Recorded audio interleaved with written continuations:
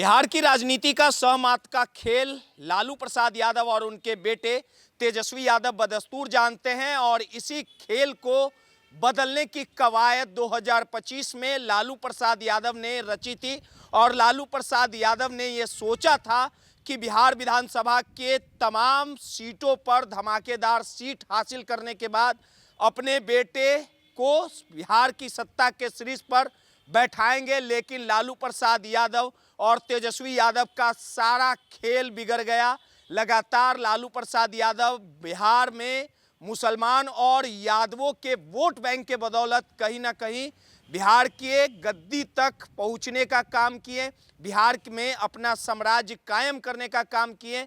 लेकिन उन्हें ये पता नहीं था कि समय बड़ा बलवान होता है और इसी समय की नजाकत को ओवैसी ने समझ लिया था और आखिरकार लगातार राबड़ी आवाज से लेके तेजस्वी यादव की परिक्रमा ओवैसी की पार्टी कर रही थी। ओवैसी की पार्टी ये जानती थी, समझती थी कि अगर तेजस्वी यादव के साथ आएंगे तो बिहार में एक नया समीकरण बनेगा, बिहार में उनकी पैठ होगी।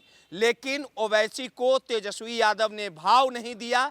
लेकिन कहते हैं कि अगर अपने राजनीति वजूद को मजबूत करना है तो जनता के बीच में जाना पड़ेगा। और आखिरकार अपने धर्म के अनुसार अपने तमाम चाहने वालों के बीच ओवैसी की पार्टी गई और आखिरकार जिस मुसलमान वोट बैंक पे लगातार लालू प्रसाद यादव का वर्चस्व चलता था, आखिरकार वो मुसलमान वोट बैंक ओवैसी के खाते में गई और 5 विधायक जो हैं ओवैसी के जीतने का काम किए। पिछली दफा भी 5 विधायक ओवैसी के जीते थे, लेकिन कई विधायकों ने आरजेडी का दामन थाम लिया था। और इस 2025 के विधानसभा चुनाव के समाप्ति के बाद ओवैसी इस बार फिर शतरंज की बिसात कहीं ना कहीं बिछाना चाहती है। 2025 के विधानसभा चुनाव के समाप्ति के बाद 5 सीटों पर राज्यसभा के चुनाव हैं और इस राज्यसभा के चुनाव में लगातार जो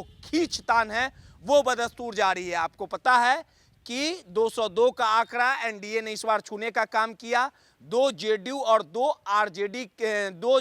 2 बीजेपी के पास विधायक चले जाएंगे। लेकिन जो एक सीटें हैं उस पे लगातार खींचतान चलेगा और खींचतान में जो सबसे बड़े शहंशाह के तौर पे ओवैसी का चेहरा कहीं ना कहीं सामने आएगा। इस पूरे गुना गणित को हम आपको बारीकी से समझाते हैं कि एक सीट पर राज्यसभा सीट पर जीत के लिए 41 विधायक चाहिए।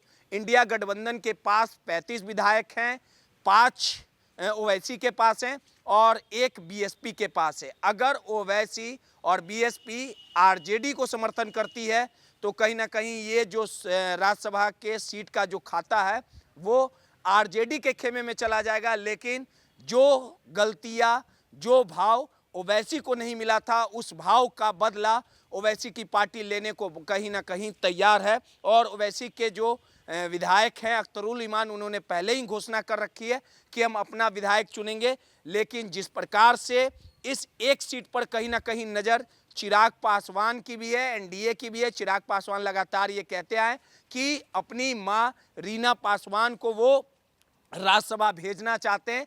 लेकिन उसके लिए 3 विधायक को कहीं ना कहीं जो एनडीए के पास भी कई विधायक होना कहीं ना कहीं जरूरी है। और इन कई विधायकों का समर्थन आने वाले समय में एनडीए को मिलता है कि नहीं मिलता है, ये तो आने वाला समय ही बताएगा। लेकिन आपको इस बात का पूरी तरह से इस बात से आप वाकिफ हैं कि इतिहास फिर से दोहराया जा सकता है, क्योंकि AIMIM 2020 में जो कई विधायक ओवैसी के पार्टी से जीते थे, उन पार्टियों को, उन विधायकों को आरजेडी ने तोड़ने का काम किया था। और इस बार भी जब ओवैसी के 5 विधायक जीते, कई विधायकों की मुलाकात बिहार के मुख्यमंत्री नीतीश कुमार से भी हुई थी और मुलाकात के बाद कई विधायकों ने उनकी जमकर तारीफ की।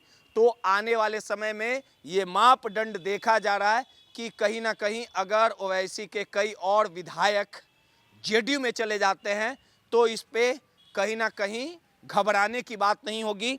और ये विधायक अगर एनडीए को समर्थन कर देते हैं तो कहीं ना कहीं एक बड़ा खेल होगा और 5वीं जो सीट है राज्यसभा की वो एनडीए के खेमे में जा सकती है। लेकिन अब देखना दिलचस्प होगा कि ओवैसी के कई विधायकों को फिर से कौन पार्टी तोड़ पाती है, किस खेमे में कई विधायक जाते हैं, ये सब कुछ आने वाले समय में देखना दिलचस्प होगा। और 5वीं सीट जो राज्यसभा की सीट को लेके जो खींचतान चल रही है, आखिर उसका साम्राज्य, उस 5वां सीट किसके खाते में जाता है, ये सब कुछ देखने वाली बात है।